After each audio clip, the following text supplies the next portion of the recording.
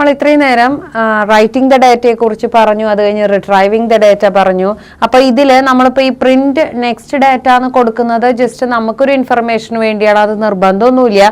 അത് കഴിഞ്ഞ് ഇവിടെ except end of file error, അതായത് എപ്പോ നമ്മൾ ബിഗിനിങ് തൊട്ട് റീഡ് ചെയ്ത് എൻഡിലേക്ക് എത്തുന്നു അതുവരെ നമുക്കിത് റീഡ് ചെയ്യാനായിട്ടുള്ളതാണ്. എൻഡ് എത്തിക്കഴിയുമ്പോൾ അത് സ്റ്റോപ്പ് ആവും.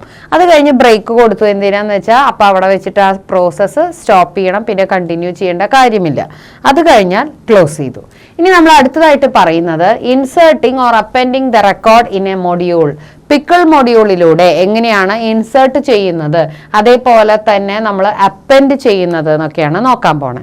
അപ്പൊ ഇവിടെ എന്താ ചെയ്തിരിക്കണേ വെച്ചാൽ ആദ്യം നമ്മൾ റോൾ നമ്പർ, നെയിം, മാർക്ക് ഇത് മൂന്നും ആണ് ഇൻപുട്ട് ചെയ്തത്. എന്നിട്ട് നമ്മളൊരു ഡിക്ഷണറി ക്രിയേറ്റ് ചെയ്തു. ഡിക്ഷണറിയിൽ റോൾ നമ്പർ, നെയിം, മാർക്ക് ഇത് മൂന്നും കൊടുത്തു. അത് കഴിഞ്ഞിട്ട് നമ്മളിവിടെ അതിന് എങ്ങനെയാണ് സ്റ്റോർ ചെയ്തിട്ടുള്ളത് അതേപോലെ D:, സ്റ്റുഡൻറ് ഡോട്ട് ഡാറ്റ് എന്നുള്ള പേരിൽ സേവ് ചെയ്തു.